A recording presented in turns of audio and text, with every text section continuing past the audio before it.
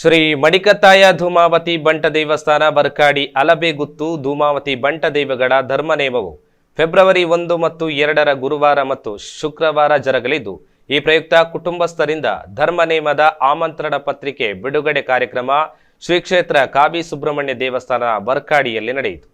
ತಂತ್ರಿವರ್ಯರಾದ ದಿನೇಶ್ ತಂತ್ರಿ ಕಾರ್ಯಕ್ರಮದ ಮುಖ್ಯ ಕಾರ್ಯನಿರ್ವಾಹಕರಾಗಿದ್ದರು. ಕಾವಿ ಸುಬ್ರಹ್ಮಣ್ಯ ದೇಗುಲದ ಜೀರ್ಣೋದ್ಧಾರ ಸಮಿತಿ ಅಧ್ಯಕ್ಷ ಸತೀಶ್ ಕುಂಪಳ, ಆಡಳಿತ ಮುಕ್ತೇಸರ ದುರ್ಗಾದಾಸ್ ಭಂಡಾರಿ, ಐತಪ್ಪ ಶೆಟ್ಟಿ, ಸುಭಾಷ್ ಚಂದ್ರ ಚಾವಡಿಬೈಲ್, ರವೀಂದ್ರ ಶೆಟ್ಟಿ, ಸದಾಶಿವ ನಾಯ್ಕ್, ವಿಕ್ರಮ್ ದತ್ತ, ದಯಾನಂದ ಬರ್ಕಾಡಿ ಮತ್ತಿತರರು ಉಪಸ್ಥಿತರಿದ್ದರು.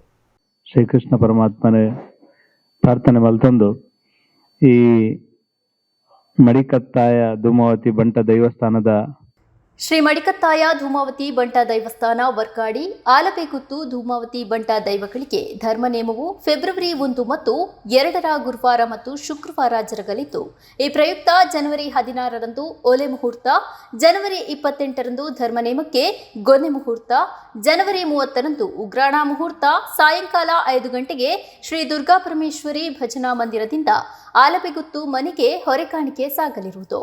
ಫೆಬ್ರವರಿ 1ರಂದು ಚಪ್ಪರ ಮುಹೂರ್ತ, ಚಪ್ಪರ ಭೋಜನ, ಕೊಪ್ಪರಿಗೆ ಮುಹೂರ್ತ, ದೈವಗಳ ಭಂಡಾರ ಏರುವುದು, 2 ದಿನ ಧಾರ್ಮಿಕ ಸಾಂಸ್ಕೃತಿಕ ಕಾರ್ಯಕ್ರಮಗಳೊಂದಿಗೆ ಧರ್ಮನೇಮ ಜರುಗಲಿರುವುದು. ಆ ಒಂದು ಧರ್ಮನೇಮದ ಕಾರ್ಯಕ್ರಮದ ಪ್ರಯುಕ್ತ ಇವತ್ತು ಈ ನಮ್ಮ ಕ್ಷೇತ್ರ